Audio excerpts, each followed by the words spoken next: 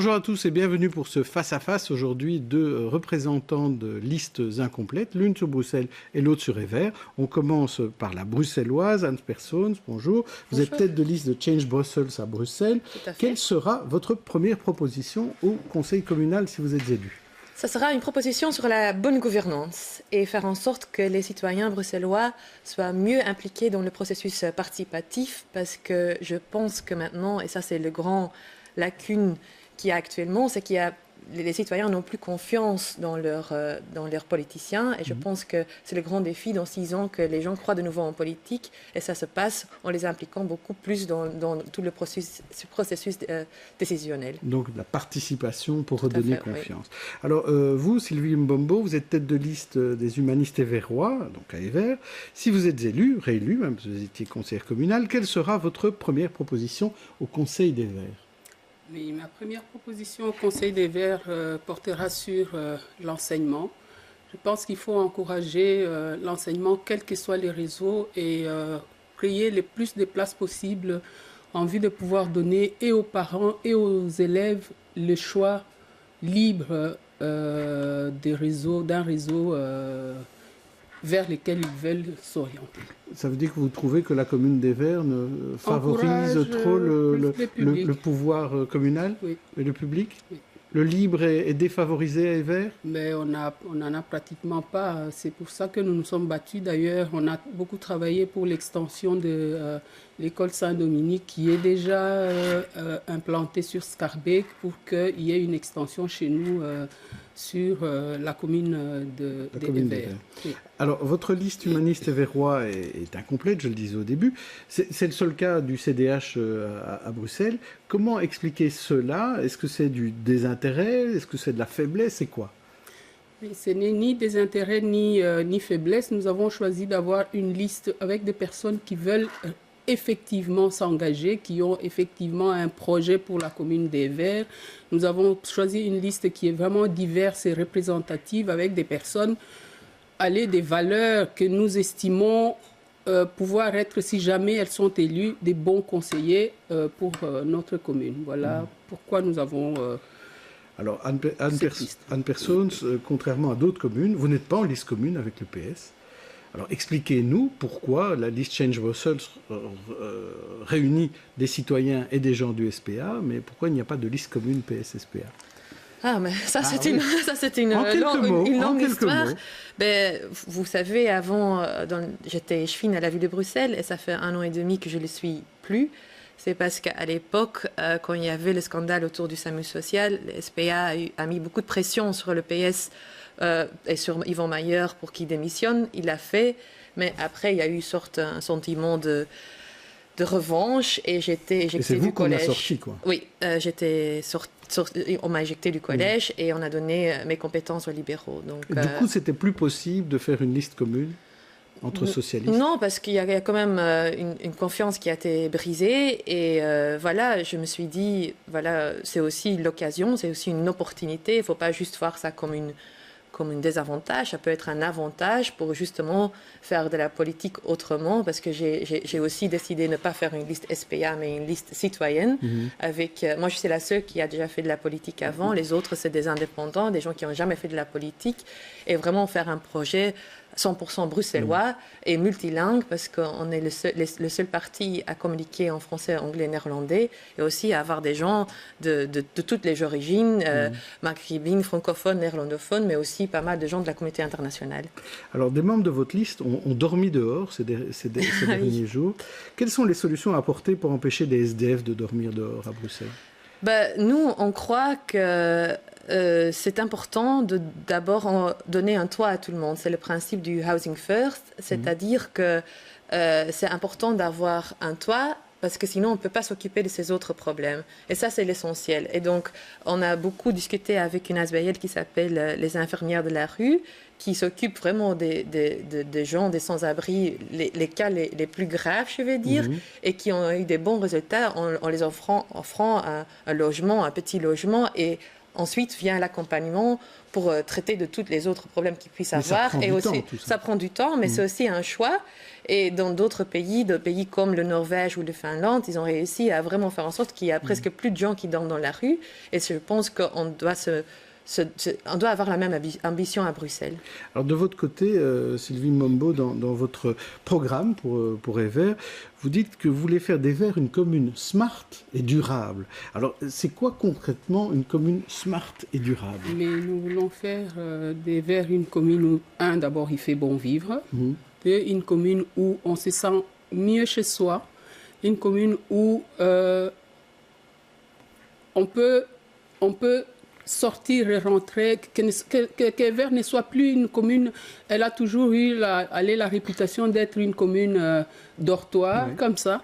Et on aimerait qu'aujourd'hui, EVER, c'est qu'elle est d'ailleurs déjà, ce n'est plus un petit village comme ça a été à l'époque. Aujourd'hui, EVER est vraiment une commune où on a...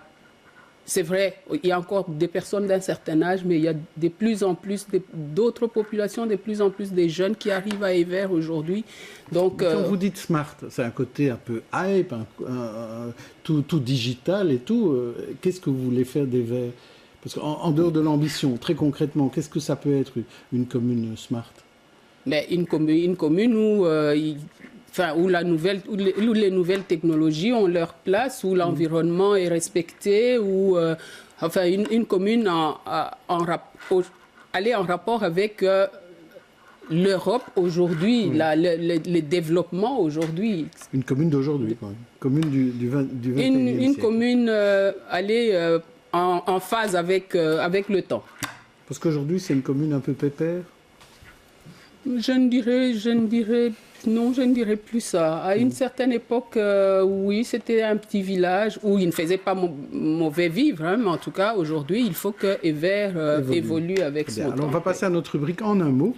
On va commencer par vous, Hans Persson. Je vous fais réagir un mot, un nom même. C'est facile, le premier nom, c'est Yvan Mayer. Comment réagissez-vous au nom Yvan Mayer?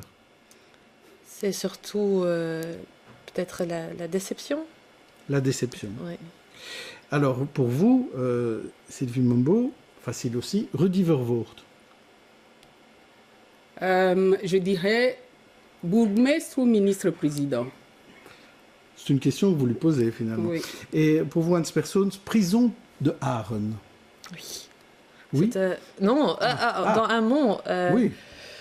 Dans un mot, ça, je trouve que c'est vraiment difficile. 2 mots. Je vous donne 2 mots. Je trouve que c'est pas l'idéal. Pas l'idéal. Et pour vous, on va revenir à un de vos sujets, Sylvie Mombo, c'est un hasard, école secondaire Saint-Dominique.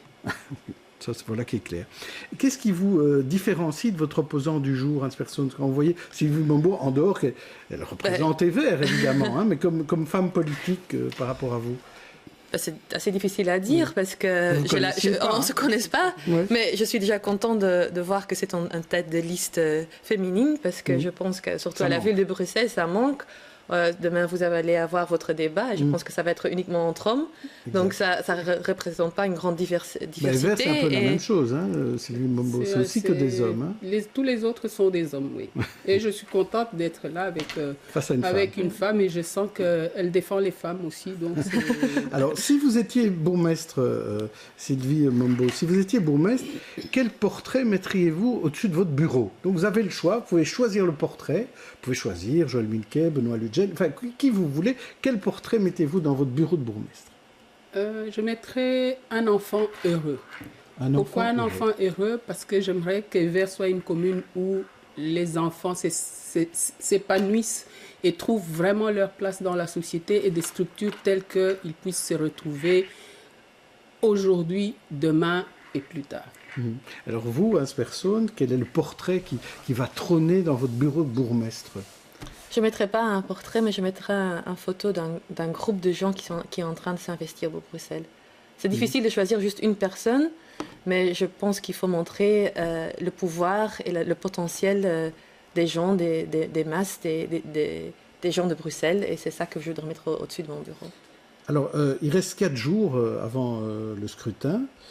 Hans Persons, Pascal Smet ne se présente pas sur votre liste, alors que normalement il aurait dû y être. Est-ce que c'est un avantage ou un inconvénient? Est-ce que je dois aussi répondre en amont? Plusieurs mots. Non, mais je pense que c'est les deux. Mais on s'entend. Donc un avantage et un inconvénient. Voilà, mais bien sûr, Pascal, il vaut aussi des voix.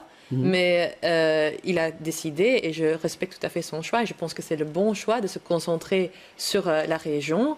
Et c'est très clair que lui, se représenter à la région, et donc lui, c'est ça son domaine.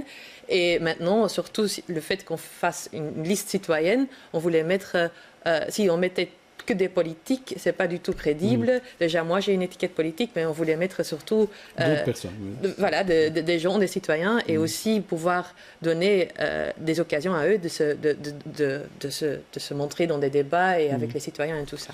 Alors, Sylvie Mombo, le nom de votre liste, c'est Humaniste et Verrois. Est-ce qu'on a honte sur votre liste de porter le nom CDH?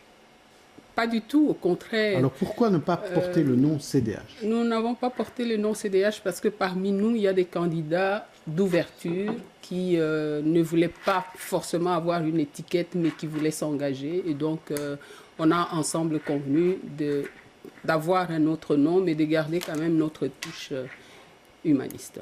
Et alors, vous êtes encore assistante parlementaire? Oh non, vous avec été, la nouvelle configuration du Sénat, non, j'ai quitté le Mais donc vous avez travaillé longtemps aux côtés de sénateurs. J'ai travaillé avec M. Delperré, oui. Voilà, c'est ça. Et comment on peut à la fois travailler pour une commune et travailler parfois pour un parti, ou est-ce qu'on a le temps de s'investir? Puisqu'on parle beaucoup de décumul, est-ce que demain il faut des échevins et des bourgmestres à 100%?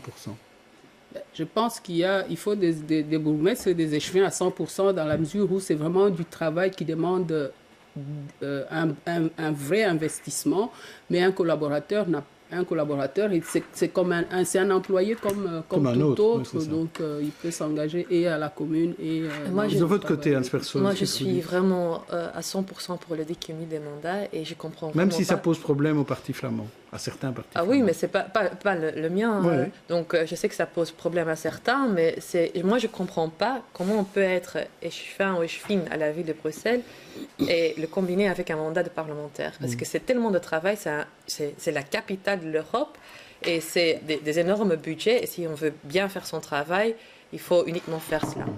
Votre espoir en siège, rapidement, combien de sièges espérez-vous?